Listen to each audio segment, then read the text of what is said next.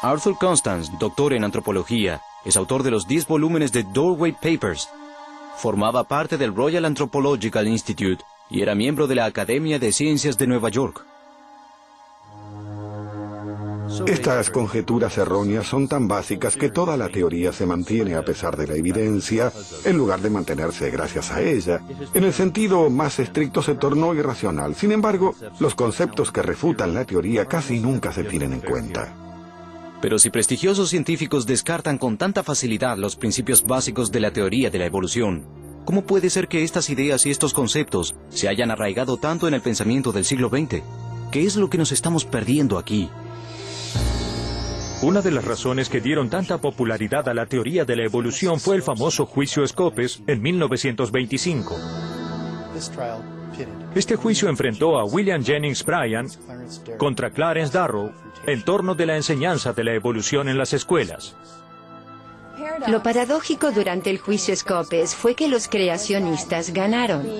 El profesor evolucionista John Scopes fue condenado y tuvo que pagar una fianza.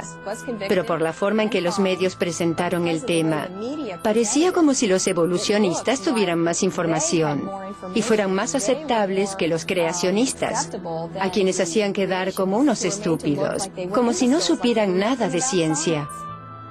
Y así fue como a partir de ese hecho, la sociedad empezó a aceptar la evolución como un pensamiento válido. Así llegamos a la actualidad, donde domina la enseñanza en las escuelas y domina la gran mayoría de la opinión pública, por el modo en que los medios lo plantearon en 1925. ¿El juicio Scopes actuó como una divisoria de aguas en relación con el tema de la evolución? ¿No hubo otros hallazgos? Los arqueólogos afirmaron durante años que estuvieron desenterrando los restos de las versiones primitivas del hombre en todo el planeta. En 1922, Harold Cook descubrió un diente en territorio de los Sioux en Nebraska, cerca de la frontera de Colorado. Pensó que era un punto intermedio entre un diente humano y uno de simio. Creyó haber encontrado el eslabón perdido.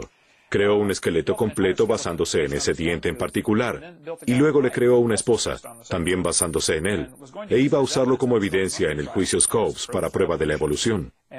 Luego resultó que el diente provenía en realidad de un cerdo. El hombre de Nebraska era un fraude.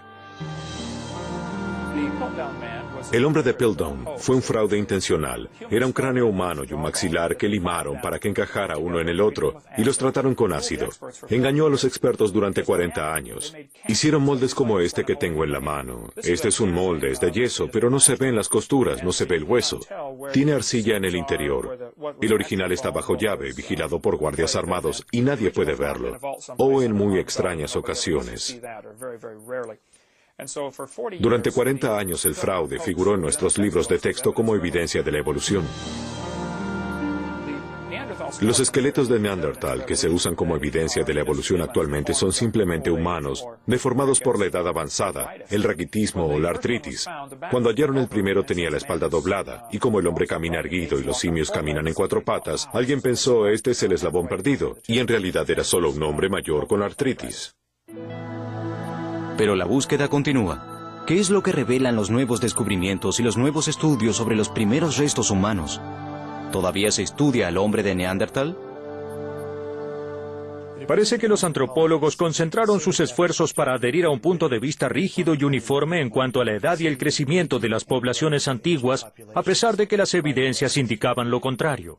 Por ejemplo, nunca se permitió que el cráneo y el maxilar del niño Gibraltar II hablaran por sí mismos. Cuando dejamos de lado el dogma evolutivo, descubrimos que tenemos evidencias notables de un niño que maduró tarde y envejeció lentamente, en coincidencia con la duración de una vida larga de la que se habla en la Biblia. La evidencia respecto de las personas de Neandertal apunta hacia un pueblo que vivió después del diluvio universal y no antes. ¿Podría ser que los antropólogos que buscaban datos para apoyar la teoría de la evolución hayan descubierto en realidad datos que apoyaban los registros bíblicos? ¿Qué sucede con el descubrimiento tan publicitado al que se le dio el afectuoso nombre de Lucy? ¿Cuál es el lugar de Lucy dentro de la escala evolutiva? Como saben, Lucy fue descubierta en 1974 y yo a veces me refiero a ella como la mujer que reorganizó el árbol genealógico porque representa para nosotros el esqueleto más antiguo y más completo de cualquier antepasado conocido por los antropólogos. En realidad, Lucy tenía el aspecto de un chimpancé, tenía una altura de 1 metro, cerebro del tamaño de un chimpancé y dientes de chimpancé. Era un chimpancé. Las únicas características que insinuaban un antepasado humano eran la cadera y las articulaciones de la rodilla, y estas insinuaban una postura erguida, pero incluso estas características eran polémicas entre los evolucionistas. Se acerca más que ningún otro fósil hallado en África a representar lo que, según mi opinión, una persona común cree que es el eslabón perdido. Así que tiene una importancia extraordinaria en relación con la comprensión de las primeras fases de la evolución humana. Es probable que el científico británico Charles Oxnard sea el experto más importante en Lucy. Él estudió sus huesos haciendo un análisis computarizado de cada uno y del tamaño de ellos y dijo, no es un eslabón perdido, es un mono atípico. Pero, ¿no hubo otros descubrimientos famosos de los antepasados del hombre moderno? Otro supuesto eslabón perdido, el hombre de Java, fue inventado por Eugène Dubois cuando descubrió un pedazo de cráneo con forma de simio y luego a 15 metros de distancia el hueso de una pierna humana. Sin embargo, antes de morir, confesó que también había hallado 2 cráneos humanos en ese mismo sitio y admitió que el cráneo pertenecía a un gibón y no a un hombre simio.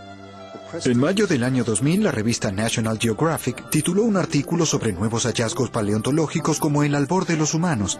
Este cráneo homínido de 2 millones de años de antigüedad es el más completo de su clase descubierto hasta hoy. Un protohumano de grandes mandíbulas que se extinguió en una rama lateral del árbol genealógico humano. Nos preguntamos cómo una especie extinguida tan diferente de los humanos puede ser la evidencia del albor de los humanos o incluso de los protohumanos. Aparentemente, la búsqueda frenética de los eslabones perdidos dio como resultado una gran cantidad de errores e incluso fraudes. Lamentablemente, algunos de esos errores aún se cometen en la actualidad. El hombre de Java, por ejemplo, sigue apareciendo en algunos libros de texto como el origen del Homo erectus. Pero si los registros fósiles son incompletos o simplemente no son satisfactorios desde el punto de vista científico, ¿a dónde nos conduce eso? ¿A dónde debemos buscar? ¿Hay alguna explicación para la brecha que existe en los registros fósiles? ¿Podría ser que Adán y Eva hayan existido, pero estuvimos buscando en el sitio equivocado? ¿Hay algún tipo de evidencia del origen del hombre en el ADN moderno o en la ciencia genética?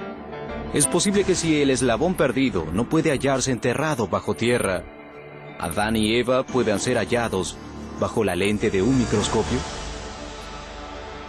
Alguien escribió alguna vez que la fórmula de la evolución era en realidad muy sencilla.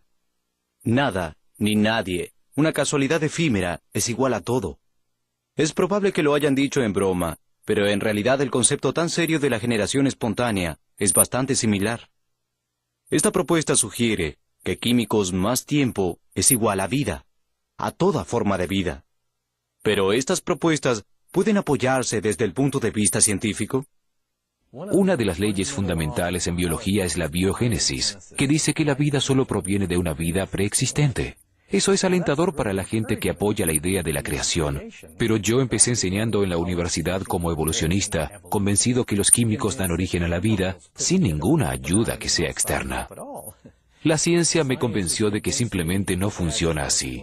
De hecho, una muerte podría ser definida como el triunfo de la química sobre la biología. Cuando las moléculas empiezan a hacer lo que hacen en forma natural, el resultado es la muerte, no la vida. La química tal vez pueda ayudarnos a entender cómo retornamos al polvo, pero nunca podría explicar cómo venimos del polvo al principio. Gran cantidad de científicos trató de calcular la probabilidad matemática de que la vida surja por casualidad. Sir Fred Hoyle, un matemático británico, calculó la probabilidad matemática de que las 2000 proteínas de una ameba surjan por casualidad. Calculó que la probabilidad de que eso suceda es 1 en 10 multiplicado por 40.000. Claramente, una imposibilidad matemática. La probabilidad de 1 en 10 multiplicado por 40.000 es un número tan ridículamente pequeño que Sir Frederick Hoyle se vio forzado a llegar a la siguiente conclusión en esta cita. Es suficiente para enterrar a Darwin y toda la teoría de la evolución. No hubo ninguna sopa primigenia, ni en este planeta ni en ningún otro. Y si el origen de la vida no es aleatorio, entonces debe ser el producto de una inteligencia intencionada. Fin de la cita. El problema del evolucionismo es que el orden surgió del caos y eso simplemente no sucede. La ciencia no puede producir paralelos. El evolucionismo es mala ciencia y mala filosofía.